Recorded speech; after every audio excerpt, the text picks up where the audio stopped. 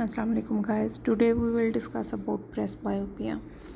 तो प्रेसबायोपिया क्या है? It is an insufficiency of accommodation leading to impairment of vision for near work due to old age. Means कि old age की वजह से जब अकोमोडेशन कम होती है तो उसकी वजह से नियर विजन इफ़ेक्ट होती है। इस कंडीशन को प्रेसबायोपिया कहते हैं। अब प्रेसबायोपिया की काजेज़ क्या हैं? Decrease in the power of accommodation due to loss of elasticity of crystalline lens. कि IOL की जो इलास्टिसिटी है वो कम होती है और एज अ रिज़ल्ट जो आई की अकोमोडेटिव पावर है वो भी कम हो जाती है, तो प्रेसबायोपिया स्टार्ट हो जाता है। अब प्रेसबायोपिया कौन सी एज में स्टार्ट होता है? तो अगर कोई पर्सन इमेट्रोप है तो यूजुअली जो प्रेसबायोपिक एज है वो 40 टू 45 ईयर्स है। 40 टू 45 ईयर की एज में प्रेसबायोपिया स्टार्ट होगा इमेट्रोपिक पेशेंट में। लेकिन अगर कोई एमेट्रोपिक पेशेंट है तो फिर ये डिपेंड करता है कि उसका एरर ऑफ रिफ्रैक्शन कौन सा है।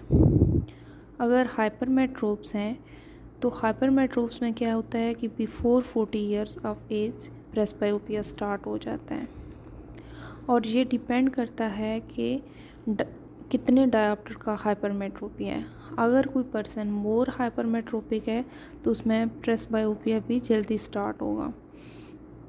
लेकिन इन कंट्रास्ट टू हाइपरमेट्रोपिया अगर कोई मायोप है तो उसमें जो प्रेसबायोपिया है वो लेट स्टार्ट होता है और ये भी डिपेंड करता है कि मायोपिक पावर कितनी है। जितना ज़्यादा मायोपिया होगा इतना ही प्रेसबायोपिया लेट स्टार्ट होगा। इसलिए जो मायोपिक पेशेंट हैं यूजुअली उन्हें 40 टू 45 ईयर की एज में नियर विजन के लिए ग्लासेस की ज़रूरत नहीं पड़ती। अब सिम्टम्स क्या हैं? Difficulty in near work such as difficulty in reading small prints and difficulty in threading needles. कि जो near work close distance work है उनमें डिफ़िकल्टी पेशेंट को फील होती है। उसके अलावा एस्थेनोपिक सिम्टम्स होते हैं due to fatigue of ciliary muscles.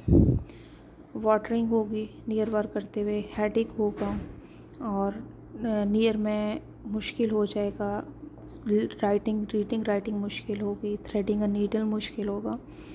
और इसके बाद इसका ट्रीटमेंट क्या है? तो ट्रीटमेंट कन्वेक्स लेंसेज हैं। ठीक है, थैंक यू।